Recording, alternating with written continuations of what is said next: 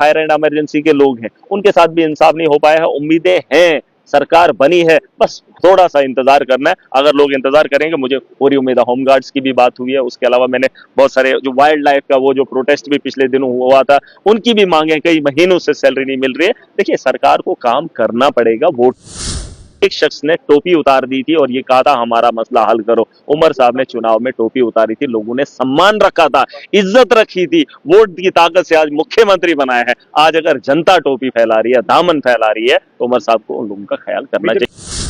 इन्होंने बात रखी है, लेकिन मैं ये चाहता हूं जितने भी पावर प्रोजेक्ट्स खुलेंगे, जितने भी डेवलपमेंटल वर्क्स मेरे खिताई जनाब में क्या जम्मू कश्मीर में बेरोजगारी उरूज पर है, उस बेरोजगारी को खत्म करने के लिए जो प्रोजेक्ट्स हैं उसमें लोकल्स को जो है बेनिफिट दिया जाना चाहिए। और ये हमने डंकी की चोट पे कहा है, अगर सरकार कहीं आगे पीछे कर भी ले, एलजी के नेतृत्व में ये हेरा फेरी हो भी जाए, लेकिन जमीनी सतह पर हम पूरी ताकत से रोकेंगे। 5 साल हमारे पास है, और जो भी पावर प्रोजेक्ट होंगे, जो भी डेवलपमेंटल वर्क्स होंगे, उसमें हमारे नौजवानों को रोजगार देने का मौका हराम किया जाएगा। और ये हम उम्मीद भी करते हैं और कोशिश भी करते हैं।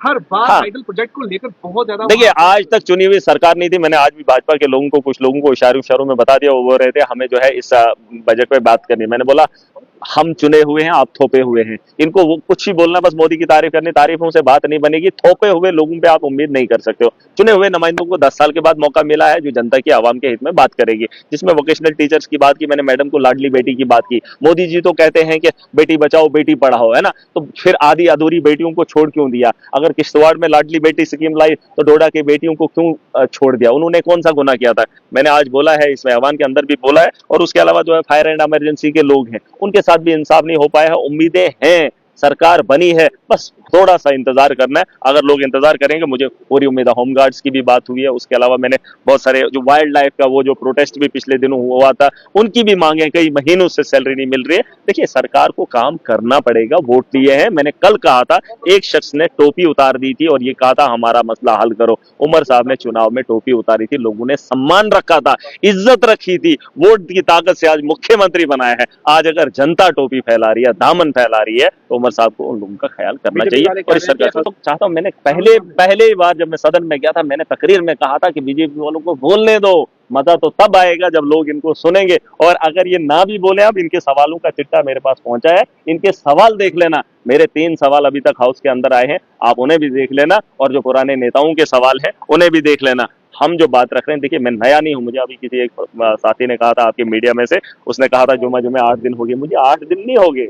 ये जो अयाश परस्त लोग हैं, जो मालदार हैं, जो लाडले हैं, उन्हें 8 दिन है। मैं कई सालों से सियासत में हूं और इस सिस्टम को अच्छा कर सकता हूं, लेकिन ताकत नहीं थी। आज ताकत मिली है, बेहतर इनसे जानकारी रखता हूं और बेहतर इनसे बात कर सकता हूं, बेहतर इनसे काम कर सकता हूं। अब सवाल ये है कि ताकत कितनी है? ताकत होती, करप्शन आज ही खत्म कर देते हैं, माफिया आज ही हटा देते। अब देखेंगे बहुत जल्द आप रिफॉर्म देखेंगे। एमजे नरेगा में जो धांधली होती थी, कल मैं मिनिस्टर साहब से मिला था, ये लोगों के लिए, आप पूरे जम्मू कश्मीर के लिए खुशखबरी है। इस बार मटेरियल के अंदर जो धांधली होती थी वो अब नहीं होगी।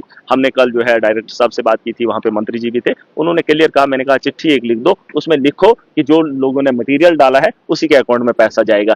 जिस दिन ये इंप्लीमेंट होना शुरू हो जाएगा, आप देखेंगे करप्शन पर रोक लगेगी। जो रेत का माफिया है, शराब का माफिया है, जो अलग अलग माफिया है, इस पर रोक लगाने के लिए सबको खड़ा होना पड़ेगा। महराज एक आदमी है, जम्मू कश्मीर की बात रखता है, अगर हर गांव से एक आदमी उठ गया तो सिस्टम ठीक हो जाएगा, बेहतर मुस्तकबिल हो जाएगा। करप्शन, किसी ने कहा कि हमारे पास रेवेन्यू नहीं है, किसने कहा रेवेन्यू नहीं है?